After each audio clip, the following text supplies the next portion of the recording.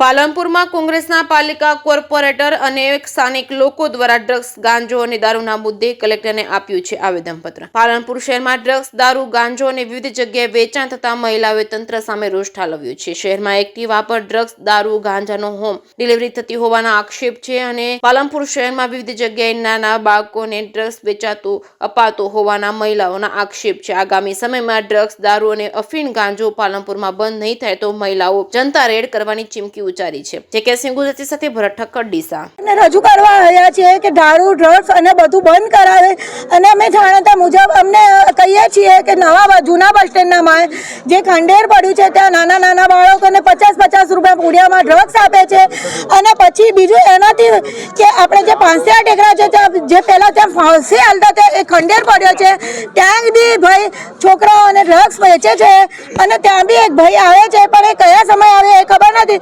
પણ આ જે જૂના બસ સ્ટેન્ડ છે ને ત્યાંથી 1 થી 3 ના ગાળામાં ડ્રગ્સ નાના નાના બાળકોને આપે છે 50-50 રૂપિયામાં પૂરી।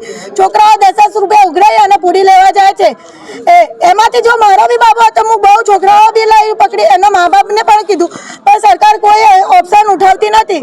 જો આ બંધ નહીં થાય તમે મહિલાઓ મોટી સંખ્યામાં આવશો। શું નામ આપનું? દીપિકાબેન। જિલ્લા મહિલા સમિતિના અને જિલ્લા કોંગ્રેસ સમિતિ દ્વારા જે પાલનપુરમાં જે દારૂ, ગાંજો, ડ્રગ્સના વેપારીઓ આખું એમ કહેવાય કે એક એસોસિએશન બની ગયું છે પાલનપુરમાં અને ખુલ્લે આમ માનસરોવર રોડ ઉપર ખુલ્લે આમ વેચાઈ રહ્યું છે।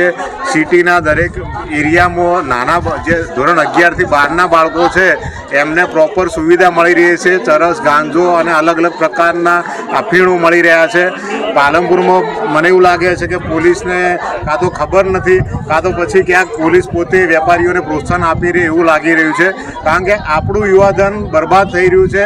ક્યાંક પોલીસ કર્મચારીઓના બાળકો પણ એમને ખ્યાલ ન હોય, ક્યાંક એમના બાળકો પણ આ લતે લાગી શકે છે। એટલે આ કોઈ એક વર્ગનો કે કોઈ એક પક્ષનો વિષય નથી પણ આ એક આપણા જે આવનારી પેઢી છે, આપણા જે નસ્લ છે એ બરબાદ ન થાય એના માટે આ લડત છે। એટલે જિલ્લા કોંગ્રેસ સમિતિ આખા ગુજરાતમાં આ બાબતે જે ડ્રગ્સ, દારૂ બાબતે જે વિરોધ થઈ રહ્યો છે એ બાબતે મારી વિનંતી છે, પાલનપુર શહેરીજનો વતી વિનંતી છે કે પોલીસ આ બાબતે એમની જે આ રોજીરોટી સમજે છે એમાંથી બહાર નીકળે, જે પગાર મળે છે એને સંતોષ માની અને જે બાળકોના ભવિષ્ય સાથે જે ચેડા થઈ રહ્યા છે એ ન થાય, આવનારી પેઢી આપણી સારી પેદા થાય એ માટે અમે વિનંતી કરીએ છીએ કે આવનારા સમયમાં પાલનપુર દારૂ, ડ્રગ્સ અને ગાંજા મુક્ત થાય એવી અમારી વિનંતી છે। નહીં થાય તો અમે જિલ્લા કોંગ્રેસ સમિતિ વતી દારૂના અડ્ડા, જે ગાંજા મળે છે, જે પાર્લર ઉપર જે પેપર મળે છે ત્યાં અમે તપાસ કરીશું અને સંયુક્ત રેડ કરીશું।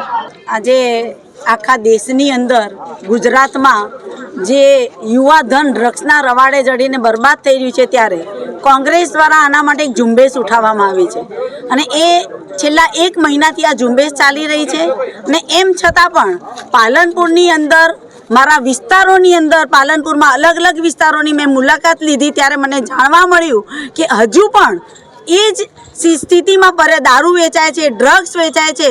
મેડિકલ સ્ટોરની અંદર, સ્કૂલોની બહારની અંદર નાના નાના યુવાનો ડ્રગ્સના રવાડે ચડી અને યુવાધન બરબાદ થઈ રહ્યું છે। દારૂના અડ્ડા, દારૂની જે જગ્યાઓ બંધ થઈ ગઈ ત્યારે 2 વ્હીલરો ઉપર ફરી અને દારૂની પોટલીઓ અપાઈ રહી છે ને જેના કારણે મારી મહિલાઓ, મારી બહેન, મારી માતાઓ જે દુઃખી થઈ રહી છે ને ઘરમાં જ્યારે ડ્રગ્સનો નશો કરીને આવે, દારૂનો નશો કરીને આવે ત્યારે એને ઘરમાં પૈસા આપવાની જગ્યાએ જે પૈસા હોય છે પણ એ છીનવીને બી નશો કરવા જાય છે જેના કારણે પાલનપુર શહેરની અંદર ડ્રગ્સ અને દારૂની બધી હજી પણ વધી રહી છે। ત્યારે અત્યારે અમે કલેક્ટર સાહેબશ્રીને રજૂઆત કરવા આવ્યા હતા કે આ અંગે વારંવાર ઝુંબેશ કર્યા છતાં બી હજુ પણ પાલનપુર શહેરની અંદર ડ્રગ્સના રવાડે જે યુવાધન બરબાદ થઈ રહ્યું છે એના માટે આપણે શું કાર્યવાહી કરી? કેમ હજુ સુધી આ ડ્રગ્સનું વેચાણ થઈ રહ્યું છે? કેમ હજી મંદિરોની અંદર દારૂ વેચાઈ રહ્યો છે? આ અંગે આપણે શું શાંત બેઠા છો? કેમ આંખ બંધ કરી દીધી છે? તમારા આ દારૂના અડ્ડાઓના કારણે અને ડ્રગ્સના કારણે જો સરકાર આની હપ્તાઓથી ચાલતી હોય તો આપ શરમ કરવી જોઈએ અને તાત્કાલિક આ અંગે કાર્યવાહી કરો। આ પાલનપુરનું મારું યુવાધનને બચાવવા માટે મારી મહિલાઓનું સશક્તિકરણ થઈ રહ્યું છે। મારા મહિલાઓ દારૂ, ડ્રગ્સના કારણે જે વિધવાઓ થઈ રહી છે એના માટે થઈ અને આજે સરકારશ્રીને રજૂઆત કરવા આવ્યા છીએ કે જો ટૂંક સમયની અંદર આ અંગે સરકાર દ્વારા કલેક્ટર સાહેબ શ્રી દ્વારા કોઈ કાર્યવાહી નહીં થાય તો અમારે ન છૂટકે મોટી સંખ્યામાં મહિલાઓ સાથે જનતા રેડ પાડવાની ફરજ પડશે અને એ અંગે કંઈ પણ અમારા પરિવારોને અમારી મહિલાઓને કંઈ બી નુકસાન થશે એની તમામ જવાબદારી સરકારશ્રીની રહેશે.